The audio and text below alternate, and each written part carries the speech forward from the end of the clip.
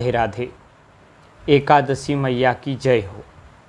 इस बार श्रावण मास शुक्ल पक्ष की पुत्रदा एकादशी 16 तारीख को है। इस एकादशी को पवित्रा एकादशी भी कहा जाता है। इस दिन पवित्रा एकादशी का व्रत रहेगा, तो इसका माहात्म्य आज सुनते हैं। श्रावण शुक्ल पक्ष की एकादशी 16 अगस्त शुक्रवार के दिन इस बार पड़ रही है, जिसे पवित्रा एकादशी व्रत भी कहते हैं। तो इस एकादशी के महात्म्य को सुने। राजाधिराज महाराज युधिष्ठिर ने भगवान मधुसूदन से पूछा है, भगवान श्री कृष्ण से पूछा है कि हे मधुसूदन, श्रावण के शुक्ल पक्ष में किस नाम की एकादशी होती है? कृपया मेरे सामने उसका वर्णन कीजिए। भगवान श्री कृष्ण बोले, राजन, प्राचीन काल की बात है। द्वापर युग के प्रारंभ का समय था। माहिष्मतीपुरी में राजा महीजित अपने राज्य का पालन करते थे, किंतु उन्हें कोई पुत्र नहीं था, इसलिए वह राज्य उन्हें सुखदायक नहीं प्रतीत होता था। अपनी अवस्था अधिक देख राजा को बड़ी चिंता हुई। उन्होंने प्रजावर्ग में बैठकर इस प्रकार कहा, प्रजाजनों, इस जन्म में मुझसे कोई पातक नहीं हुआ। मैंने अपने खजाने में अन्याय से कमाया हुआ धन नहीं जमा किया है। ब्राह्मणों और देवताओं का धन भी मैंने कभी नहीं लिया है। प्रजा का पुत्रवत पालन किया, धर्म से पृथ्वी पर अधिकार जमाया तथा दुष्टों को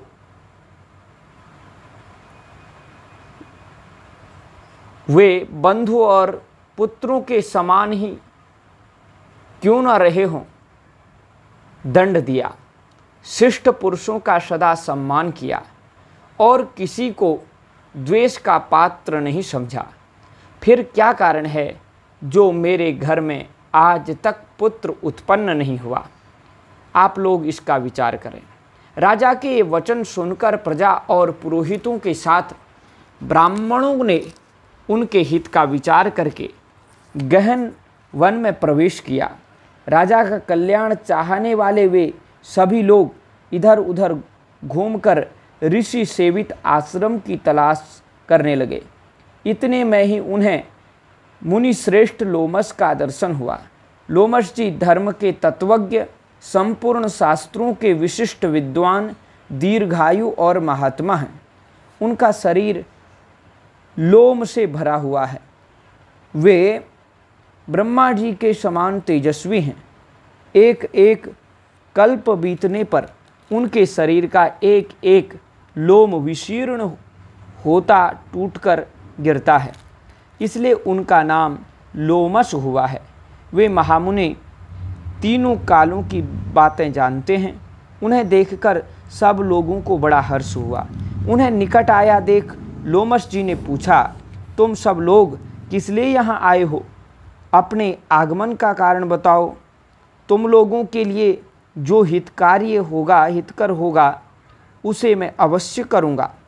प्रजाजनों ने कहा, ब्राह्मण, इस समय महीजित नाम वाले जो राजा हैं उन्हें कोई पुत्र नहीं है। हम लोग उन्हीं की प्रजा हैं जिनका उन्होंने पुत्र की भांति पालन किया है। उन्हें पुत्रहीन देख उनके दुख से दुखित हो हम तपस्या करने का दृढ़ निश्चय करके यहाँ आए हैं। द्विजोत्तम, राजा के भाग्य से इस समय हमें आपका दर्शन मिल गया है। महापुरुषों के दर्शन से ही मनुष्यों के सब कार्य सिद्ध हो जाते हैं। मुने, अब हमें उस उपाय का उपदेश कीजिए जिससे राजा को पुत्र की प्राप्ति हो। उनकी बात सुनकर महर्षि लोमस 2 घड़ी तक ध्यान मग्न हो गए। तत्पश्चात राजा के प्राचीन जन्म का वृत्तांत जानकर उन्होंने कहा, प्रजावृंद सुनो, राजा महीजित पूर्व जन्म में मनुष्यों को चूसने वाला धनहीन वैश्य था। वह वैश्य गांव-गांव घूमकर व्यापार किया करता था। एक दिन जेठ के शुक्ल पक्ष में 10वीं तिथि को जब दोपहर का सूर्य तप रहा था। वह गांव की सीमा में एक जलाशय पर पहुंचा। पानी से भरी हुई बावली देखकर वैश्य ने वहां जल पीने का विचार किया। इतने में ही वहां बछड़े के साथ एक गौ भी आ पहुंची। वह प्यास से व्याकुल और ताप से पीड़ित थी, अतः बावली में जाकर जल पीने लगी। वैश्य ने पानी पीती हुई उस गाय को हाँककर दूर हटा दिया और स्वयं पानी पिया। उसी पाप कर्म के कारण राजा इस समय पुत्रहीन हुए हैं। किसी जन्म के पुण्य से इन्हें अकंटक राज्य की प्राप्ति हुई है। प्रजाओं ने कहा, मुने, पुराण में सुना जाता है कि प्रायश्चित्त रूप पुण्य से पाप नष्ट होता है, अतः पुण्य का उपदेश कीजिए जिससे उस पाप का नाश हो जाए। लोमश जी बोले, प्रजाजनों, श्रावण मास के शुक्ल पक्ष में जो एकादशी होती है वह पुत्रदा के नाम से विख्यात है।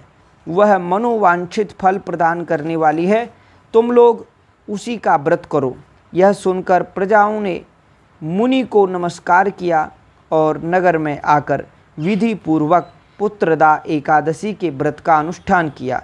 उन्होंने विधि पूर्वक जागरण भी किया और उसका निर्मल पुण्य राजा को दे दिया। तत्पश्चात रानी ने गर्भ धारण किया और प्रसव का समय आने पर बलवान पुत्र को जन्म दिया। इसका माहात्म्य सुनकर मनुष्य पाप से मुक्त हो जाता है तथा इहलोक में सुख पाकर परलोक में स्वर्गीय गति को प्राप्त होता है। इस एकादशी को करने से जिसके पास पुत्र नहीं है उसको पुत्र की प्राप्ति होती है। जय श्री कृष्ण। हर हर महादेव।